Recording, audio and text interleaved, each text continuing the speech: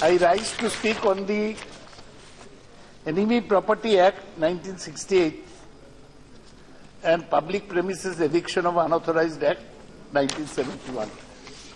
Now, it's good that on the day the BJP is celebrating its victory in UP, a bill which relates to properties in UP has been brought, so that the government can take justifiable credit for bringing the bill. But I give them credit for something else. They have created a all India record in the sense that this is the 5th ordinance 2006. From 1952 to date, there has been no law on which there has been 5 ordinances, one after the other, under using Article 123. Now, if this is not an example of Ordinance Raj, I do not know what an Ordinance Raj is. The minister, maybe Mr. Premchandran, had moved this statutory resolution. Maybe the minister will give an explanation as to why 5 ordinances, as many as 5 ordinances were necessary. Sir, basically I have nothing against the contention of the bill, which I'll discuss later. But it has a strange history. This bill was debated in this House in March. And I mentioned then that this bill is actually to take care of the properties of one particular enemy. Who is that person? That is Raja of Mahmudabad. He was one of the big landlords of UP. He was a friend of Jinnah. And he went to Pakistan after partition. Now, in 68, after the ordinance was passed, his property, much of which is in the city of Lucknow, became enemy property. Now, enemy property was there in all states. In our state, West Bengal, maximum number of enemy property was there. What happened? A custodian of enemy property was appointed. He took all the property under possession, then started disposing of. And he invited in turn applications from people who had lost their land or property in East Pakistan, that they will be given compensation. Not full compensation. They were given 25% ex gratia compensation. There is a big CPM leader in Bengal, Snehanshu Kanto Acharya. He was actually big zamindar in Mymensingh.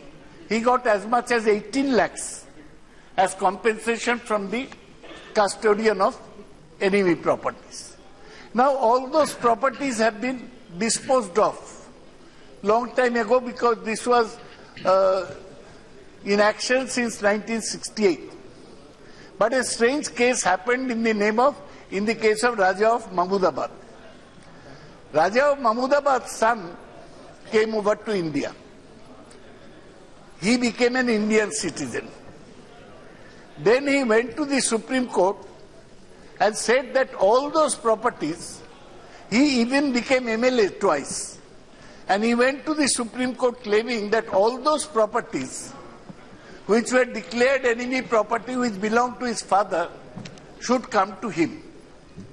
Supreme Court gave a judgment saying that yes, the property should be returned, since the son of the Raja of Mahmudabad was indeed an Indian citizen.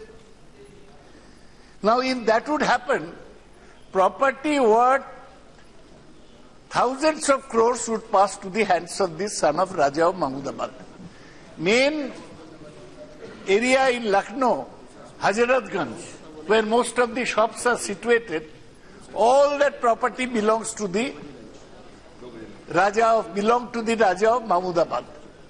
And if he started evicting the tenants, all the big shops, everything is there, then there would be tremendous civil turmoil in Lucknow, And Raja of Mahmudabad also had properties in other places, as Hukum Singh ji has mentioned, in Muzaffarnagar, in other places of UP also.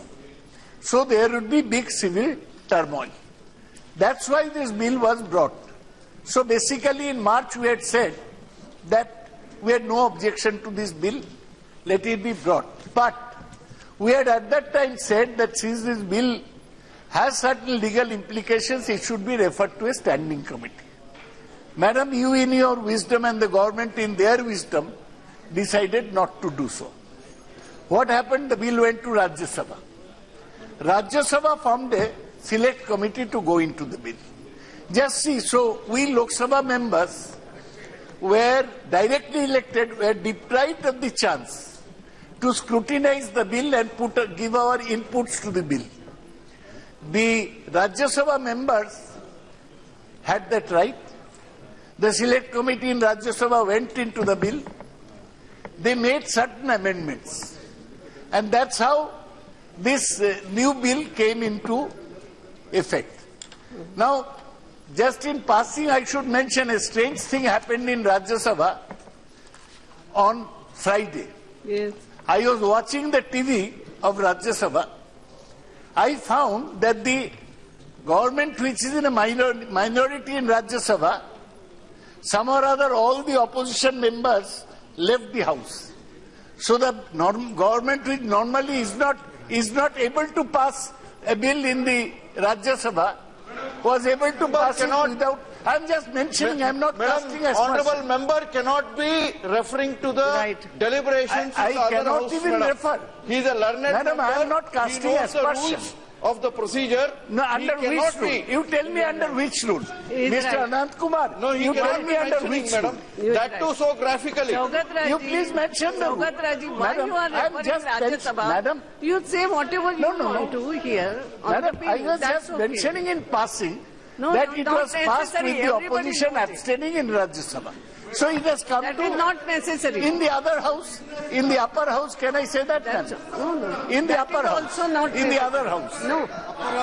No, don't In say the upper upper house. house You are or a learned anything. member, You say sir. Whatever Madam, you whatever want. you say, I'll go by it. Don't refer. You are the custodian of the house, whatever Yes, you say, yes, yes. but in passing we can mention the It's other okay. house. It's after all not anathema in a democracy to mention the deliberations of the other house. Now, the bill has now come to Lok Sabha after the amendments in Rajya Sabha. Can I mention Rajya Sabha Yes. word here? No, amendments are there. So- Yes. Yes, the amendments come from the Rajya Sabha. Because the amendments have come from Rajya Sabha, so Okay. I can mention.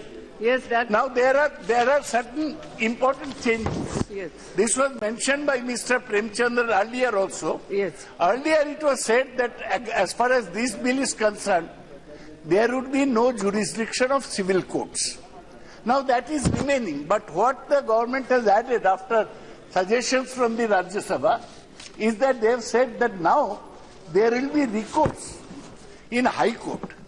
Though there is no recourse in civil courts, recourse in High Court within 60 days, Yes.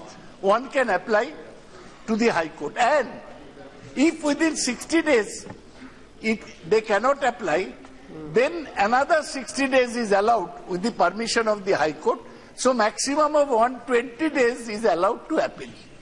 Now this is reasonable. I think this is something which raised earlier, and this giving of a avenue, opportunity Yes. to go to the High Court, as they say, any person aggrieved by an order of the central government under Section 18 within a period of 60 days from the date of communication or receipt of order, file an appeal to the High Court on any question of fact or law arising out of such order. So this is comprehensive. On the whole issue, you can approach the High Court. High Court can extend. So after this, the bill has become much better, and so we have no difficulty in passing the law. I again say that in March also we said that we are totally in agreement with the object of the bill. Yes. To see that the descendant or the inheritor of any person who became an enemy and whose property became enemy property does not inherit that property. Special reference to the property of Raja of Mahmudabad. His property is in Lucknow, Muzaffarnagar and other places. So with these words, sir, I support the bill, but हम लोग जो था हमारा तो okay. Property नहीं था, हम तो गरीब रिफ्यूजी है, हमारा उधर भी नहीं था, इधर भी नहीं है। No cross discussion लेकिन like this. ऐसा है, और बड़े बड़े लोग थे, उनको जैसा मैं बोला स्नेहक शिवाचार्य, हमको तो एक पैसा नहीं मिला, हमको अपने मेहनत से अपने जिंदगी बनाने। मैडम हम लोग गरीब रिफ्यूजी है मैडम, लेकिन ये ऑर्डिनेंस रूट 5 बार ऑर्डिनेंस लेके वर्ल्ड रिकॉर्ड करना, ये लेना नहीं चाहिए था। एक तो रास्ता निकलना चाहिए कि कानून हाउस में पास करे, और 5 बार ऑर्डिनेंस करके ये वर्ल्ड रिकॉर्ड नहीं बनाना चाहिए। मोदी साहब यहाँ पर एक गरीब कुटुंब से आते हुए भी इस देश के प्रधानमंत्री बने, इसका क्रेडिट किसको जाता है? तो डेमोक्रेसी को जिंदा रखने वाले कांग्रेस पार्टी को जाता है।